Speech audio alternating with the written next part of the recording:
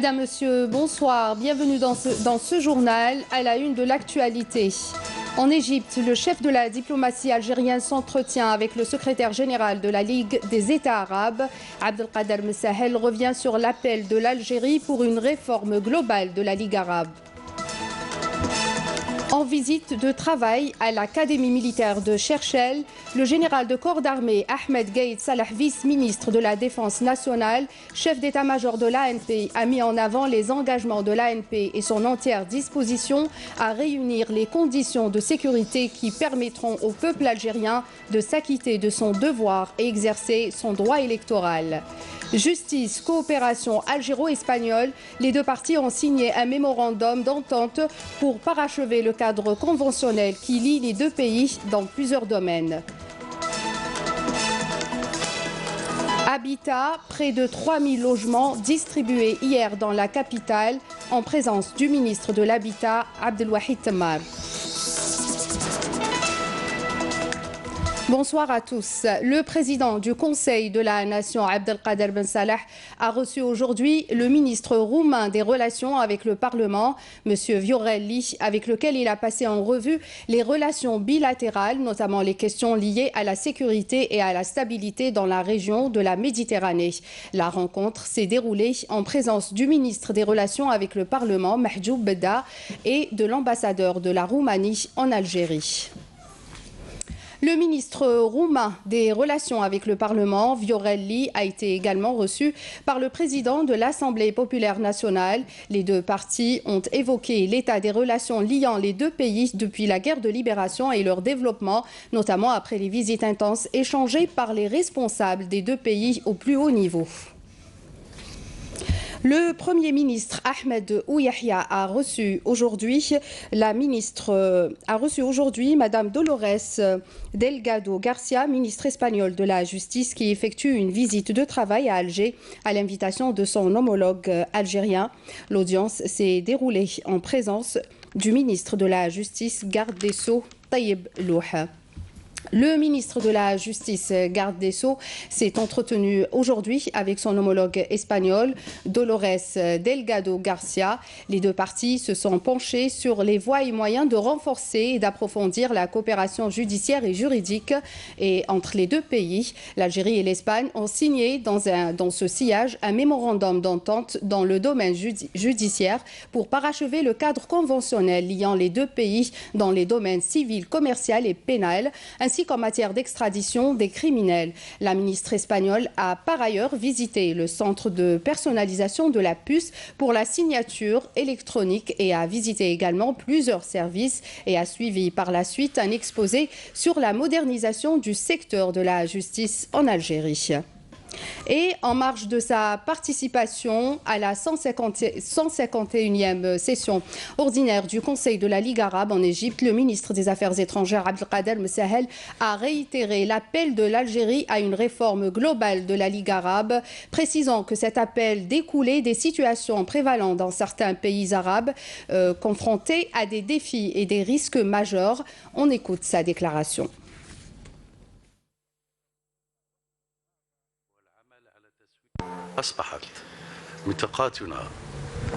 L'appel de l'Algérie à la réforme de l'organisation arabe découle des situations prévalant dans certains pays arabes, malheureusement confrontés à des défis et à des risques majeurs nourris par l'instabilité et les crises sévissant dans plusieurs régions, impliquant ainsi l'unification et la conjugaison des efforts en vue de resserrer les rangs arabes et d'examiner avec objectivité et responsabilité les crises marquant la scène arabe, et ce à travers l'instauration du dialogue en tant que base de la communication arabe, afin de mettre un terme aux ingérences étrangères dans les affaires internes des pays arabes. La réforme souhaitée doit être concrétisée en vue d'être en adéquation avec le développement survenu dans le monde, une réforme qui ne saurait se réaliser sans une évaluation objective de la performance des organes de la Ligue, ainsi que de l'action des organisations spécialisées relevant de la Ligue pour resserrer les rangs arabes et relancer l'action arabe commune. Le ministre des Affaires étrangères Abdelkader Ben Sahel s'est entretenu au Caire avec le secrétaire général de la Ligue des États arabes, Ahmed Aboulghait. La situation en Algérie a été évoquée, offrant l'occasion au chef de la diplomatie algérienne d'insister particulièrement sur les garanties constitutionnelles du droit d'expression et d'opinion, y compris à travers des manifestations pacifiques, comme le veut la pratique démocratique dans tout état de droit. Abdelkader Ben Sahel a mis en exergue également le contexte national marqué par une stabilité acquise au prix de lourds sacrifices et à laquelle tient le peuple algérien. Cette stabilité, a-t-il dit, est à même de permettre la tenue des élections conformément à la constitution algérienne dans les conditions requises de transparence, de sérénité et de quiétude. C'est dans cet esprit qu'intervient le message adressé à la nation par le candidat Abdelaziz Bouteflika qui s'est engagé, si le peuple lui renouvelle sa confiance, à mettre en œuvre une série de réformes importantes qui projetteraient dans la sérénité l'Algérie dans une ère nouvelle. Pour sa part, le secrétaire général de la Ligue arabe a indiqué que la stabilité de l'Algérie est importante non seulement pour le peuple algérien mais aussi pour l'ensemble de la région, en particulier dans un monde arabe qui peine à trouver des solutions aux crises qui le secouent et continue d'avoir besoin d'une Algérie stable et active au sein de l'ensemble arabe comme elle a toujours été. C'est dans cet esprit, a-t-il ajouté, que la Ligue des États arabes a décidé, à la demande algérienne, de participer à l'observation internationale de l'élection présidentielle en marquant l'intérêt de ce rendez-vous important. Lors de la rencontre tenue hier à l'Académie militaire de Cherchell, le général de corps d'armée Ahmed Gaïd Salah, vice-ministre de la Défense nationale, chef d'état-major de l'ANP en compagnie du général-major Saïd Chengriha, commandant des forces terrestres, du général-major Ali Siden, commandant de la première région militaire, et du général-major Belkacem Bouafia, commandant de l'Académie, a mis l'accent dans son allocution devant les cadres et les stagiaires de l'Académie sur la grande importance qu'accorde le haut commandement de l'armée nationale populaire au système de formation générale et à l'académie militaire de Cherchell en particulier. Les détails avec Naïma Haouch. Le général de corps d'armée Ahmed Gaïd Salah a rappelé les efforts fournis sans cesse pour le développement de toutes les composantes de l'armée nationale populaire. A mis en valeur le lien fort entre le peuple et son armée qui ne cesse de se raffermir jour après jour. Au regard de cette lourde responsabilité qui lui est assignée et tenant compte des impératifs de l'accomplissement des nobles missions qui lui incombent, vous devez être conscient, voire fier, que l'armée nationale populaire, digne héritière de l'armée de libération nationale, poursuivra le processus de développement du corps de bataille et œuvrera inlassablement et sans répit à organiser ses différentes composantes et à promouvoir ses capacités humaines et matérielles pour constituer ainsi un système dont les composantes sont complémentaires, cohérentes et aux actions coordonnées afin que le peuple algérien puisse s'enorgueillir de ses fils dans l'armée nationale populaire et compter sur eux.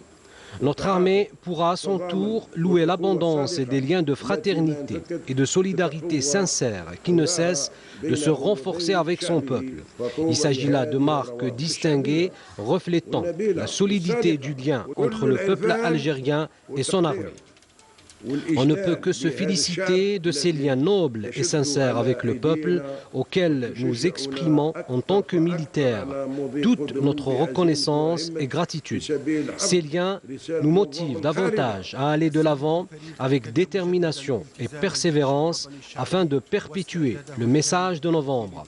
Le général de corps d'armée a rappelé les engagements de l'armée nationale populaire et son entière disposition à réunir les conditions de sécurité qui permettront au peuple algérien de s'acquitter de son devoir et exercer son droit électoral dans un climat de sécurité et de quiétude.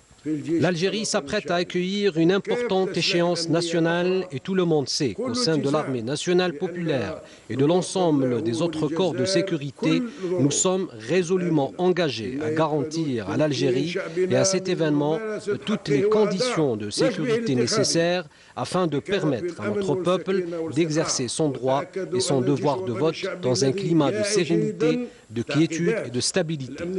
Telle est la lourde responsabilité nationale que tout un chacun devra assumer. Soyez sûrs que l'armée nationale populaire, consciente des problèmes sécuritaires que connaissent certains pays de notre environnement géographique proche et lointain, connaît pertinemment les dessous et les dimensions de tout ce qui se passe autour de nous, avec tout ce que cela représente comme risque et menace sur notre pays qui demeure ciblé par ses ennemis, étant envié pour le bienfait de la sécurité dont jouit son peuple. Cette conscience au sein de l'armée nationale populaire fait d'elle une armée éveillée et vigilante, une armée qui restera toujours le gardien loyal des intérêts suprêmes de la patrie, conformément à la Constitution et aux lois de la République. Une armée qui saura, grâce à l'aide d'Allah, être à la hauteur de la responsabilité qu'elle est appelée à assumer dans toutes les conditions et les circonstances, car tout le monde sait que l'Algérie est forte avec son peuple et sûre avec son armée. Et selon un communiqué du ministère de la Défense nationale et dans le cadre de la lutte antiterroriste, des détachements de l'armée nationale populaire ont découvert et détruit hier lors d'une opération de fouille et de ratissage menée à Beni Amran et Dellis dans la wilaya de Boumerdes une casemate pour terroristes et 5 bombes de fabrication artisanale, alors qu'un autre détachement combiné de l'ANP a arrêté un élément de soutien au groupe terroriste à Oran. Et dans le cadre de la lutte contre le crime organisé, des détachements combinés de l'armée nationale populaire ont intercepté, suite à 2 opérations distinctes menées à Sétif et à Béjaïa, 6 narcotrafiquants en leur possession 11,2 kg de kif traité, tandis que 50 quintaux de tabac ont été saisis à Biskra. Et dans le même contexte, des détachements de l'ANP ont arrêté à Ingzem et Janet 3 orpailleurs et saisi un camion, 2 véhicules tout-terrain, 3 marteaux-piqueurs, un groupe électrogène, un détecteur de métaux et 5 quintaux de mélange de pierre et d'or brut.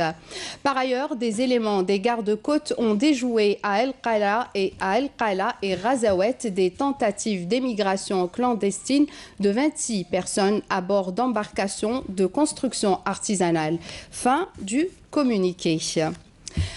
Direction la capitale, près de 3000 logements de type LPP ont été distribués hier. La cérémonie de remise de clés a eu lieu dans la capitale, donc à Alger, en présence du ministre de l'Habitat, Abdelwahid Tammar. Plus de 12 000 unités devraient être livrées durant cette année. Nous allons voir les détails de ce sujet avec Nesrine Ben Saïdi. Dans une ambiance de fête, que plus de 1800 familles algéroises ont pu récupérer les clés de leur nouveau logement. Lors d'une cérémonie de remise des clés, le ministre de l'Habitat, de l'Urbanisme et de la Ville, Abdelwahid Tammar, a appelé à l'amélioration des cités à travers le soulèvement de toutes les préoccupations et propositions à la commission de suivi. Une mesure qui vise à assurer des logements disposant des aménagements nécessaires. Je souhaite que tous les souscripteurs puissent bénéficier d'un logement en formule LPP ou social. Je suis très contente. Je souhaite que chaque personne puisse goûter à cette joie. Je n'arrive pas à trouver les mots pour exprimer ma joie. Je remercie tout le monde. C'est un grand bonheur.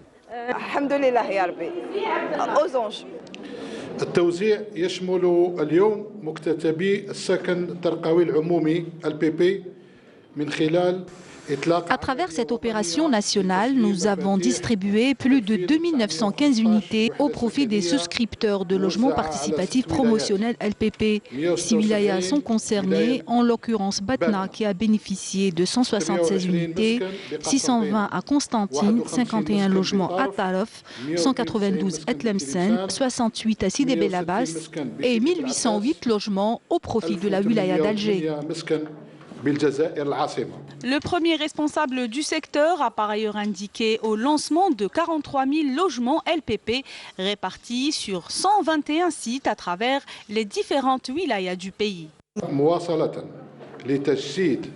En application du programme du président de la République, notre département a procédé à la livraison de plus de 60 000 unités, toutes formules confondues, et ce durant ce trimestre. Jusqu'à l'heure, nous avons procédé à la distribution de 20 000 unités dans cette formule, en plus de 12 000 autres unités qui seront distribuées durant l'année en cours. Temmar a mis l'accent sur la nécessité de prendre en charge les personnes aux besoins spécifiques, faisant état des instructions portant sur la possibilité d'adapter les logements conformément aux demandes soulevées par les souscripteurs de cette catégorie. Direction El Behia à Oran, où les travaux de réalisation du nouveau pôle urbain de Oued Tlilet avancent à grands pas. Le projet comprend 8 000 logements qui seront livrés avant la fin de l'année en cours. Un autre programme de 2 000 unités a été également lancé à Ain El Baïda. Reportage de Neila Hanifa, commenté par Abdelmajid Ben Qassi. Sur un programme de 8 000 logements dont a bénéficié la wilaya d'Oran, le quota de la Daïra de Oued Tlilet est estimé à 2500 logements dans le cadre de la formule public locatif dont la réalisation est en cours. Et pendant ce temps, des citoyens qui attendent un toit. Nous sommes vraiment dans le besoin. Nous voulons un logement dans les plus brefs délais. Nous savons que cette année, c'est la dernière de notre longue attente. Surtout que nous avons attendu dans la sérénité et avec beaucoup de patience. Dans la Daïra de Ain El Baïda, il est prévu un programme de 2000 logements qui seront livrés cette année. Le centre urbain de Oued Tlilet comprend près de 17 000 logements dont une bonne partie a été livrée et quelques 8 000 logements seront livrés cette année. Un groupement de logements qui sera doté de toutes les infrastructures utiles. Des programmes de logement qui visent à mettre fin aux habitations précaires dans la wilaya d'Oran. Après la levée du gel sur la réalisation des opérations de VRD à la fin de l'année 2018 et de l'année 2019, cette levée nous permettra de relancer tous les programmes qui étaient à l'arrêt.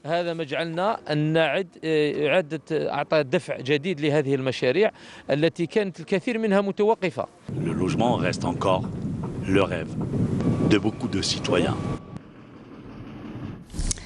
En visite dans la wilaya de Relizane, le ministre des Ressources en eau, Hossein Nessib, a insisté sur le transfert de la gestion de l'eau des communes de cette wilaya à l'Algérien des eaux.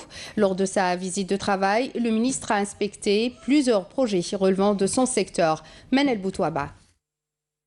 L'été approche à grands pas et l'alimentation de façon quotidienne des 38 communes de Relizane en eau s'impose comme un impératif. Le ministre du secteur a procédé dans ce contexte, lors d'une visite de travail dans la wilaya, à la mise en service d'un réservoir de 1000 mètres cubes à Belassel. Il a également posé la première pierre d'une station de pompage de 40 000 mètres cubes par jour à Oued El Khir et d'une autre à Zemmoura. 85% de la population est alimentée en eau potable quotidiennement, dont 37% 24 heures sur 24. Mais les programmes et les travaux qui sont en cours vont permettre à toutes les communes de Relizane d'ici l'été prochain d'être alimentées en eau quotidiennement. 60% de la population aura d'ici là de l'eau 24 heures sur 24. Hossein Nessib a également posé la première pierre de réalisation d'un complexe de canalisation dans la zone industrielle de Sidi Khattab au titre d'un partenariat algéro-turc, lequel devrait entrer en service dans 24 mois. Les canalisations qui seront produites sont actuellement importées. Elles seront désormais produites en Algérie avec un taux d'intégration de 80%. La ferraille et la fonte cassée qui sont exportées vers l'étranger actuellement sans aucune valeur ajoutée, nous l'utiliserons dans cette usine pour en faire un produit fortement commercialisable. On va le rajouter, pour en faire un produit fortement commercialisable. Le ministre a insisté durant sa tournée sur le transfert de la gestion de l'eau des communes de Relizane à l'Algérienne des eaux en fin 2019. Lors de sa visite d'inspection, Nessib a instruit les responsables locaux du secteur des ressources en eau d'accélérer ce transfert en vue d'améliorer le service public au profit des usagers. Agriculture à présent, intégration du système d'irrigation à pivot au niveau de plusieurs exploitations agricoles à Tébessa. Les agriculteurs sont plutôt satisfaits des résultats. Exemple dans la commune de Bir El-Ater. Le reportage est signé Rabah Madawi, commenté par Amali Seridir. Augmenter la production, améliorer le rendement, mais surtout économiser l'eau. Voici à quoi aspiraient les propriétaires de cette exploitation agricole à Arramlia, dans la commune de Bir el-Ater. À travers l'intégration, il y a quelque temps déjà, du système d'irrigation à pivot central. Nous avons reçu ces pivots, ça fait déjà un moment. Grâce à l'aide que nous avons obtenue, on a alors commencé la culture intensive et on a opté pour l'irrigation à pivot qui a donné ses fruits l'année dernière. 35 quintaux à l'hectare, nous cultivons de la pomme de terre et nous avons aussi des oliviers. De leur côté, les responsables des services agricoles de Bir el-Ater tiennent à accompagner les agriculteurs qui participent au développement économique de la région.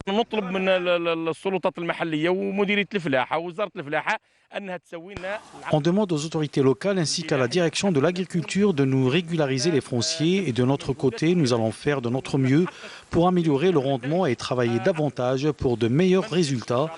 Nous leur demandons aussi d'ouvrir les chemins agricoles.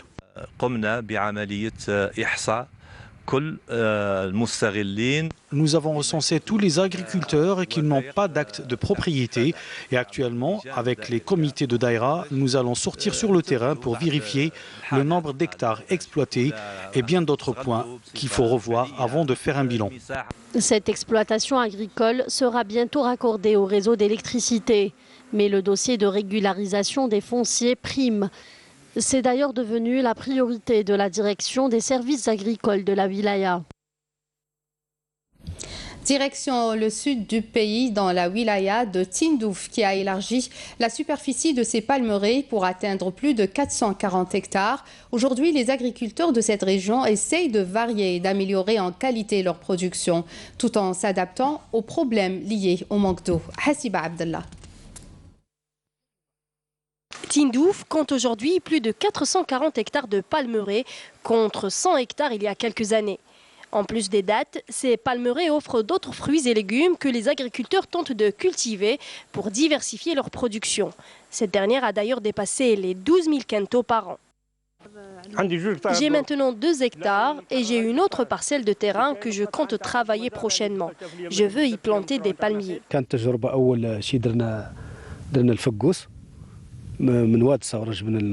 Comme première expérience, nous avons essayé des fgous que nous avons ramenés de Oued Sawra. Ça a très bien marché, la récolte était bonne. Nous avons aussi essayé Deglet Nour et ça a marché également.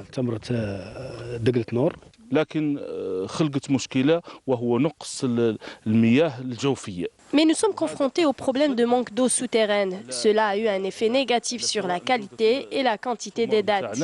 Les services agricoles de la wilaya font tout pour encourager ces agriculteurs à produire plus et mieux. Pour cela, ils les incitent à utiliser le système d'irrigation de goutte à goutte. Pour faire face au manque d'eau, nous avons encouragé les agriculteurs à aller vers le système de goutte à goutte pour une irrigation économique. Aussi, nous leur avons conseillé d'opter pour les cultures qui ne demandent pas beaucoup d'eau. Par ailleurs, une étude hydrogéologique a été lancée dans le but d'avoir une carte des eaux souterraines de Tindouf. Et à Chlef, plus exactement dans la commune de Oued Goussine, près de 1200 hectares ont été distribués au profit de 600 agriculteurs dans le cadre de la mise en valeur des terres forestières par la conservation des forêts. Camélia Mellel. Nous sommes dans la commune de Oued Goussine à Chlef. Ces jeunes agriculteurs se déploient au quotidien sur cette exploitation de 10 hectares pour augmenter la production agricole. Ici, tout le monde est motivé grâce au programme de mise en valeur des terres, un travail de longue haleine qui commence déjà à donner ses fruits. Dans cette exploitation, nous avons pu planter près de 3000 oliviers et grâce à la bonne volonté des agriculteurs, la production a enregistré un bon rendement. En plus, on a pu générer plusieurs postes d'emploi. Plus de 600 postes d'emploi ont été donc générés grâce à ce projet. Mieux encore, la direction des forêts de Chlef a mis ces terres forestières au profit des agriculteurs désireux de payer une location et exploiter ces terres.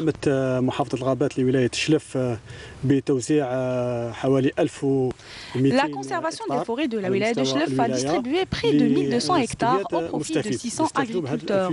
Nous allons prochainement entamer une autre opération de revalorisation des surfaces en ont déjà été réaménagés dans 120 hectares distribués. Il faut savoir aussi que nous avons attribué à ces bénéficiaires des contrats de location. L'appui au secteur agricole dans la wilaya de Chlef va permettre de développer un secteur vital pour la croissance économique, mais surtout de résorber un tant soit peu le chômage, spectre de beaucoup de jeunes. Et à Alger, la Direction générale des forêts a réuni les partenaires internationaux en vue d'intensifier la coopération internationale et tracer les grandes lignes de la stratégie forestière et partager également les ressources génétiques. Naïm Al-Walish. Un atelier de travail et d'information a été organisé à la direction des forêts afin de faire le point sur la coopération internationale en matière de stratégie forestière. C'est un atelier qui regroupe nos partenaires internationaux, à savoir les systèmes des Nations Unies, avec toutes ces agences, l'UICN, le WWF, le Fonds mondial pour la nature, l'Union internationale pour la conservation de la nature. L'objectif, c'est de faire un point de situation sur la coopération internationale et les activités menées à la DGF et d'identifier d'éventuelles pistes de coopération pour notre pays. Et le programme Patsenoa est essentiellement un programme d'appui. Et les appuis,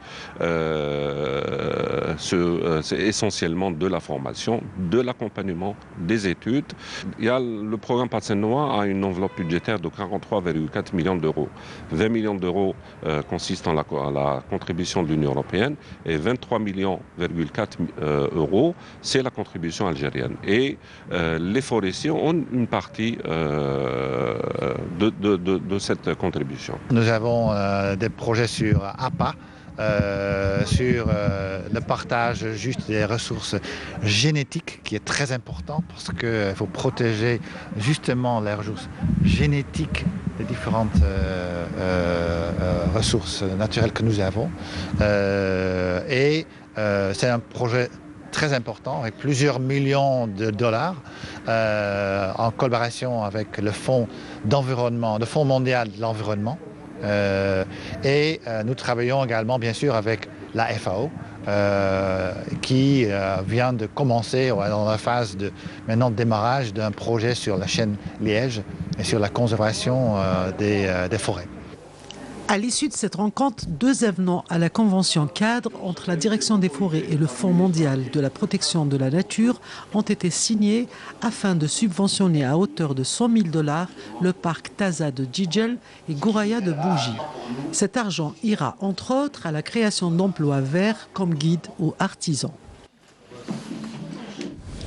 Direction Tougourt, au sud du pays, où un programme d'extension des superficies irriguées a été mis en place par les services agricoles en vue d'augmenter les périmètres d'irrigation et relancer le secteur dans la wilaya. Yasmine Chouir. La circonscription administrative de Tougourt est une des plus importantes régions industrielles par excellence. Le meilleur exemple de l'investissement se traduit sur le terrain à travers ce salon de la production industrielle et des services avec sa forte participation des entreprises économiques locales. L'investissement ne concerne pas seulement ceux qui ont les moyens, mais il est aussi au profit des jeunes. C'est qui explique la présence de certaines agences qui soutiennent les jeunes, particulièrement l'innovation et les universitaires dans le but de la création de petites entreprises.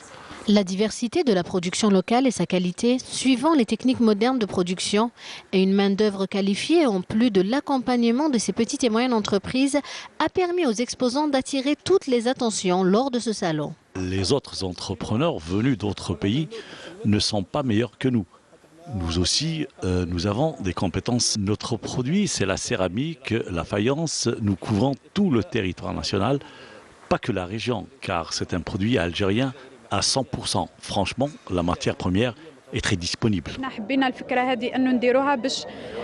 Notre idée est de faire évoluer la tenue de travail, proposer d'autres modèles de blouse ou de tenue de travail, quelque chose de novateur. Les tenues, on fait la fabrication de fils d'attache, les fils pour les serres, l'agriculture, les حابب les serres. Aussi, la fabrication le fil pour les guns électriques. Le soutien de la production industrielle locale et des services dans la circonscription de Tougourt, à l'instar des autres circonscriptions, a pour but de booster la dynamique économique qui correspond au défi de la relance de l'investissement en Algérie. C'est la fin de cette édition. Merci de nous avoir prêté attention. Voici le rappel des titres. En Égypte, le chef de la diplomatie algérienne s'entretient avec le secrétaire général de la Ligue des États arabes, Abdelkader Messahel, revient sur l'appel de l'Algérie pour une réforme globale de la Ligue arabe.